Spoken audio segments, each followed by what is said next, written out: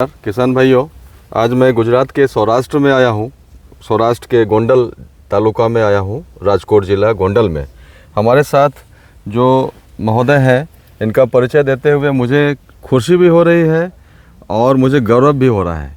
हमारे साथ खास भुज कच्छ से चल कर के आए हैं एपीएमसी के डायरेक्टर साहब श्री मुकेश भाई पटेल साहब, जो खुद एग्रीकल्चर ग्रेजुएट हैं और कृषि के ऊपर बहुत उन्होंने अनुसंधान और रिसर्च किया है और बहुत जगह से जानकारी मिलने के बाद वो आए हैं यहाँ पर देखने के लिए। मुकेश भाई, आपका सबसे पहले मैं स्वागत करता हूँ। नमस्कार। नमस्कार। आए इतनी दूर यहाँ पर कपास की खेती देखने के लिए, तो सबसे पहले मैं चाहूँगा फर्स्ट रिएक्शन आपका क्या है? कुमार सत्यमूर्ति साहब नमस्कार।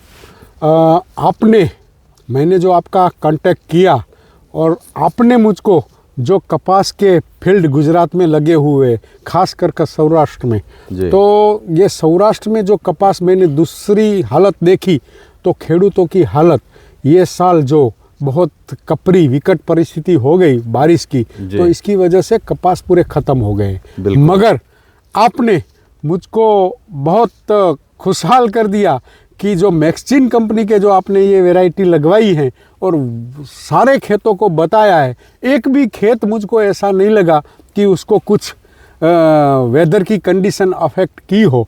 बहुत अच्छा लगा मुझको। और आपने जो आपका अमूल्य समय मुझको दिया, मैंने आपको कॉल किया और आपने मुझको समय दिया कि आ जाओ मुकेश जी और आप देख लो और क्या चीज़ है वो रूबरू आएंगे तो पता चलेगा।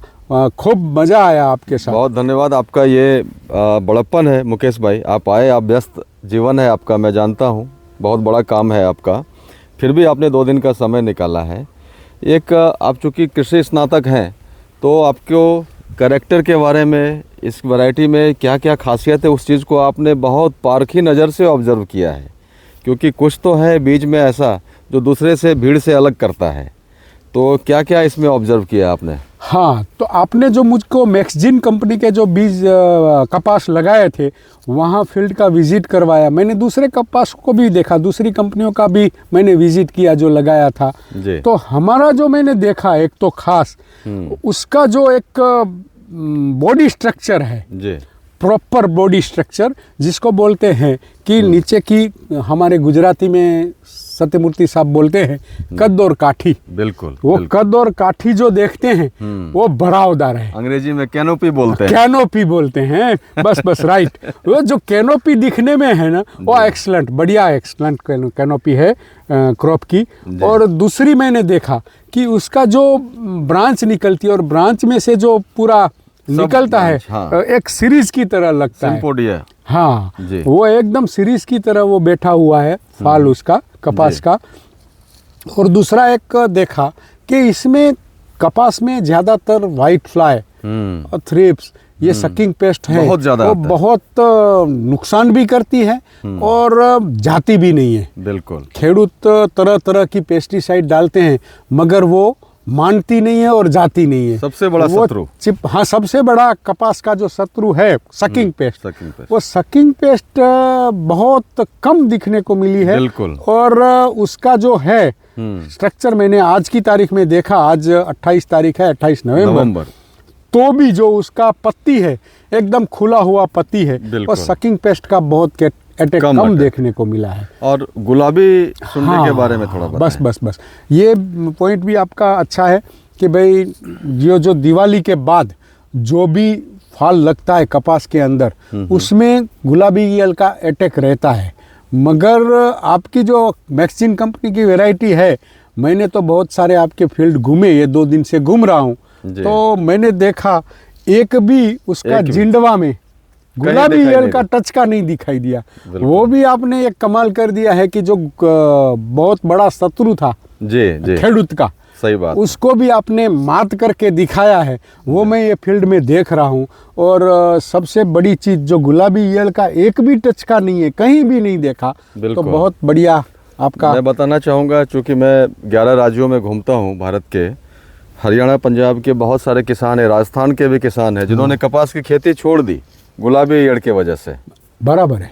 तो ये एक वरदान है उनके लिए। हाँ, सच में। बस वो गुलाबी ईयड़ का अटैक इतना बड़ा था कि खेडूत ने ये जो कॉटन उसका जो लेते थे तो कॉटन की खेती को, कपास की खेती को पूरी तरह छोड़ के दूसरी खेती में कन्वर्ट हो गए थे। मगर जो मैं आज देख रहा हूँ, ये गुलाबी ईयड़, एक भी गुलाबी ईयड़ ये कॉटन के प्लॉट में, आपके मैक्सिन के प्लॉट में, कहीं भी, ये खेडूत के प्लॉट में तो ठीक है, मगर 2 दिन से हम घूम रहे हैं, कहीं गुलाबी ईयड़ मैंने देखने को नहीं मिली। तो ये जो आपने आशीर्वाद रूप काम किया है खेडूतों के लिए, जो गुलाबी ईयड़ के सामने ये भी प्रतिरोधक क्षमता रखती है। बिल्कुल। और कल के एक मीटिंग में 300-400 किसान आए थे, बराबर। उन सभी किसानों के चेहरे पे जो उत्साह देखा आपने, वो उसके बारे में क्या कहना हाँ, कल मैं तो खेडूत मीटिंग में अक्सर जाया करता हूँ, मार्केट यार्ड से जुड़ा हुआ हूँ, तो एपीएमसी की भी बहुत बड़ी मीटिंग, खेडूत की मीटिंग होती है। मगर कल की जो ये मैगजीन कपास जो बोया है जो खेडूतों ने, वो खेडूत सब सम्मिलित हुए थे और उसके चेहरे पे जो मैंने खुशी देखी थी। तो वो खुशी मुझको लगा कि ये खेत की खुशी है, उसके खेत की खुशी है, खेडूत के खेत की खुशी। जब खेडूत का खेत में उसका जो पाक होता है, मेनतर यहाँ तो ज्यादातर कपास ही है, बिल्कुल, कपास खुशहाल है तो खेडूत ऑटोमेटिकली खुशहाल रहेगा। और वो खुशी कल के खेडूत जो जितने भी आए थे, 400 खेडूत, 500 खेडूत, उसकी चेहरे पे जो मुस्कान देखी, वो सही में मैं प्रभावित हुआ हूँ और अचंभित भी हुआ हूँ कि इतनी जोर शोर से खेडूत मीटिंग में खेडूत आता है अभी। बिल्कुल सही बात है। और एक चीज़ जो किसानों ने अपने मुंह से इस बात को कहा, जहाँ पर आम कपास 10-12 मन प्रति बीघा के हिसाब से रह गया, वहाँ अपना 30-35 मन का उत्पादन आ रहा है। इसके बारे में क्या कहेंगे? हाँ, कल की खेडूत मीटिंग में दूसरी कंपनी के भी कपास उगाने वाले खेडूत थे सम्मिलित। तो उन्होंने मैंने तो, आप तो कंपनी वाले हैं तो आप अपनी तरफ से रिव्यू लेते रहते हैं, मैंने मेरी तरफ से अंगत रिव्यू लिया, थर्ड पार्टी रिव्यू। हाँ, वो बोलते हैं ना थर्ड पार्टी रिव्यू, वो मैंने, आपको नहीं पता होगा, मगर मैंने जो रिव्यू लिया तो उन्होंने बताया कि इस साल खेडूतों को 8 से 10 मन, मतलब के कितना केजी हुआ, 8 से 10 मन के हमारा कपास निकला है। 2 क्विंटल एकड़ का। हाँ, 2 क्विंटल ही कपास निकला है और कपास खत्म हो गया है। और दूसरे जो खेडूत थे, ज़्यादातर तो मैगजीन उगाने वाले थे, मगर 4-5 खेडूत ही वो दूसरे पैकेट वाले लगाया होगा, तो 8-10 मन बताया।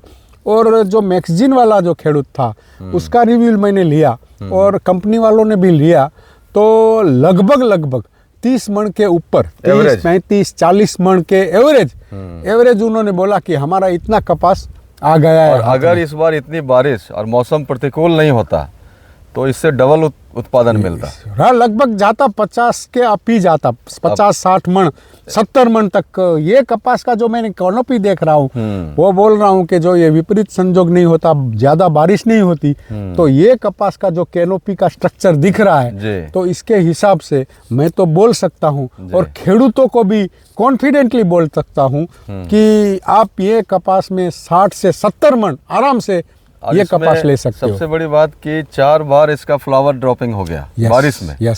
गिरा उठा, यानी फिर भी, और अभी भी आप देख सकते हैं। हाँ, नया जो है ये रुका नहीं है और उसका जो स्ट्रेंथ है, हाँ, नया वाले में इतनी स्ट्रेंथ नहीं रहती। वो क्या है, सकिंग पेस्ट का अटैक रहता है, तो नया पूरा पकड़ के दिखता है। मगर ये जो खुलापन है और ये वैरायटी का खुलापन, बूढ़ा नहीं हुआ अभी तक। हाँ, बूढ़ा नहीं हुआ, अभी भी जवानी दिख रही है। बहुत बढ़िया कहा आपने, बूढ़ा नहीं हुआ है, जवानी दिख रही है।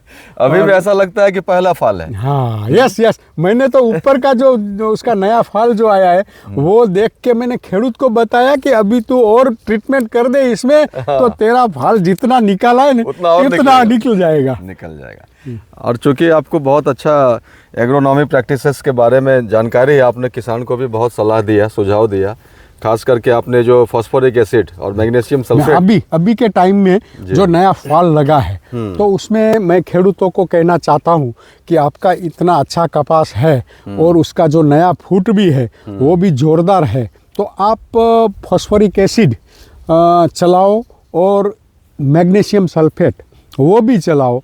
तो उसमें क्या है कि थोड़ा जो हरापन है वो बोलते हैं ना, उसको हरित कण, हाँ हरित कण, क्लोरोफिल। क्लोरोफिल, जी। क्लोरोफिल का भी मेंटेनेंस रहेगा और yes। इसके हिसाब से आपके जो अभी फाल लगा है इतना सारा वो भी मजबूत होगा और उत्पादन भी आपको अच्छा मिलेगा। तो फॉस्फोरिक एसिड और मैग्नीशियम सल्फेट अभी के टाइम में चलाना जरूरी है। बिल्कुल।